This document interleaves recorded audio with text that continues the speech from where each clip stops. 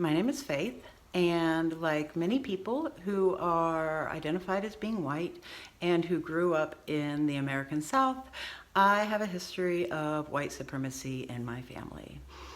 I hold the somewhat dubious distinction of being the great-great-granddaughter of Georgia State Supreme Court Judge Marcus W. Beck, who on April 9th, 1928, accepted on behalf of the American South the monument to Robert E. Lee, which was carved on the face of Stone Mountain, Georgia. As the descendant of Judge Beck and as a sixth-generation Georgian, I feel like I have a little bit of a responsibility to not only, say something about the creation of structural and systemic racism that exists to this day within cultural, economic, and justice systems in the American South and beyond. I also feel like I have a responsibility to contribute to efforts to have the monument to the Confederacy at Stone Mountain, Georgia, removed. I understand that in some people's perspective and experience, they may say like, oh, hey, my great-great-granddaddy was a big part of this unveiling and, accepted this big monument on behalf of the South, and I'm a sixth-generation Georgian, and so, protect the monument, it's part of my heritage. The monument to the Confederacy at Stone Mountain is not a part of, any heritage that I am proud of. It's not just a monument to a lost cause, it's also a monument to an era of lies and misinformation that distorted people's ability to, see themselves clearly and to also see humanity in people that they were told they were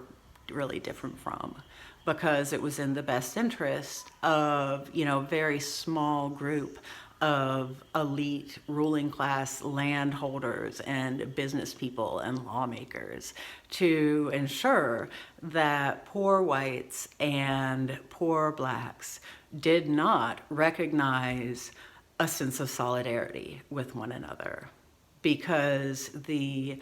economy of America relied and still very much relies on cheap labor in order to produce power and profit for these small groups of people that are, benefiting from structural and systemic oppressions of not only people of color, but, white people who are caught in working class poverty. And I believe that, the Confederacy misled a lot of people, and that the myth of the Confederacy, that it was like this great and dignified effort to establish independence and that's really, independence is a great thing. It's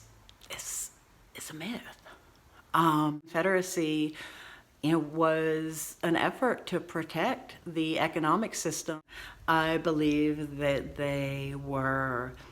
given bad information. I personally cannot imagine how it would feel to be the descendant of people who were brutally kidnapped from their home countries and brought to the American South brutally to be enslaved, to be a descendant of slaves, and to see monuments to the system of ideas and economy that enslaved my ancestors. That's not okay. In the South that I want to be a part of, that I want to be from,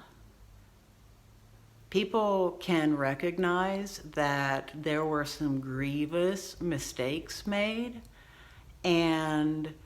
we can own that. So this, knowledge that my great-great-grandfather had a role in accepting the monument to the Confederacy at Stone Mountain,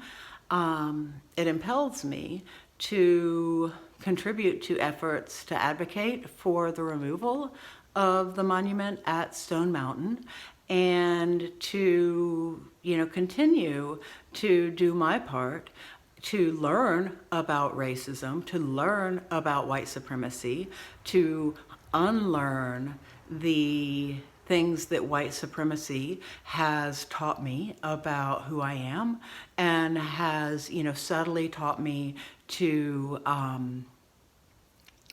bring into my perspective of people and the world around me. Because even as a person who has made a conscious effort to learn about racism and to learn about white supremacy and to unlearn my own racism and white supremacy, it runs really deep. And so I have a responsibility to address the mistakes of my forefathers and the ways that those mistakes continue to be perpetuated in our systems of culture, economy, and justice, and also in the ways that we walk around with race-based frameworks of seeing ourselves and other people.